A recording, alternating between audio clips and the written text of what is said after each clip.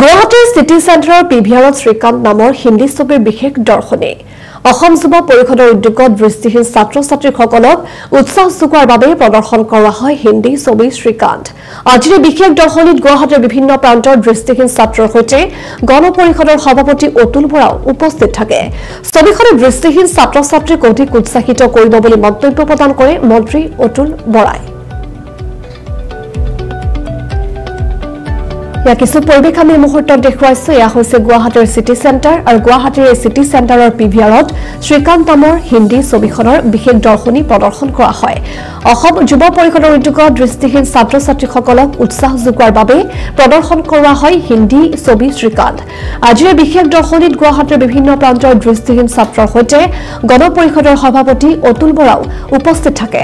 ছবিখনত দৃষ্টিহীন যিসকল ছাত্ৰ-ছাত্ৰী আছে সেই ছাত্ৰ-ছাত্ৰীসকলক অধিক উৎসাহিত কৰিব বুলি মন্তব্য প্ৰদান কৰে মন্ত্ৰী অতুল বৰাই।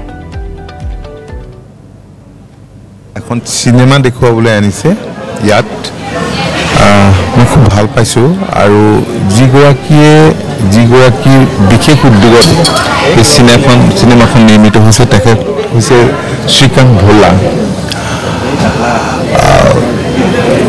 এগৰাকী দৃষ্টিহীন ব্যক্তি যিগৰাকী অত্যন্ত মেৰিটিয়াছ হৈ ভাল নম্বৰ পোৱাৰ পাছতো তেখেতক IITত চিট দিবলৈ অস্বীকাৰ কৰিছিলে।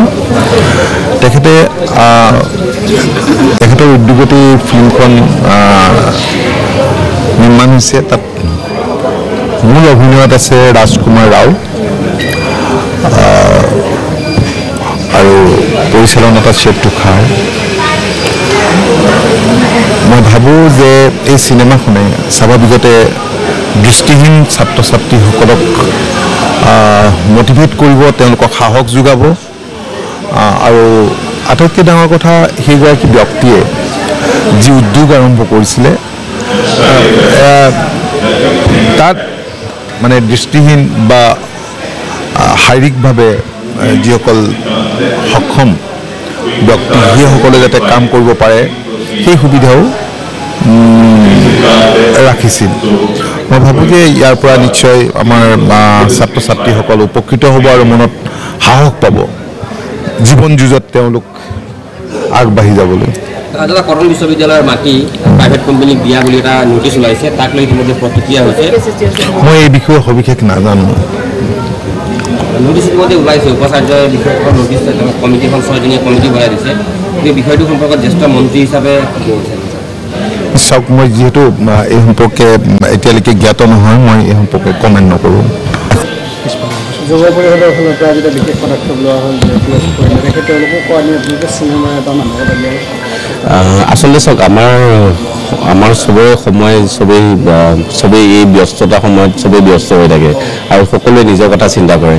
আমাৰ যুৱ পৰিষদৰ আমাৰ সতীৰ্থসকল, বিশেষকৈ আমাৰ মহানগৰ সমিতি আৰু আমাৰ কাৰ্যকাৰী সভাপতি ECK শৰ্মা ডাঙৰীয়া আজি কিছুদিন আগতে মোক এই বিষয়ক লৈ আমি আলোচনাত মিলিত হৈছিলোঁ আৰু আমি গম পাইছিলোঁ যে বৰ্তমান সময়ত এই যিখন চিনেমা বোলছবি শ্ৰীকান্ত, যিখন বোলছবি, এই বোলছবিখনে এটা মটিভেশ্যনেল অনুপ্ৰেৰণাদায়ক এখন বোলছবি বুলি মই গম পাইছিলোঁ।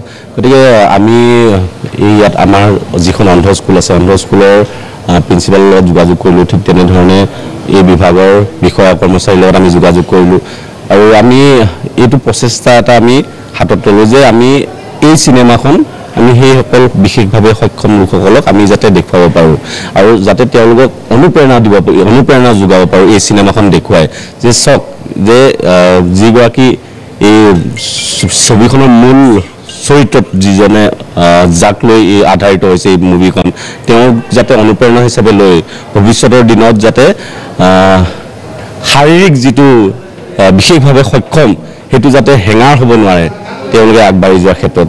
সেইকাৰণে আমি এই বিশেষভাৱে এই মুভিখন আজি আমি পিভিআৰত দেখুওৱাৰ এটা ক্ষুদ্ৰ প্ৰচেষ্টা আমি হাতত লৈছোঁ।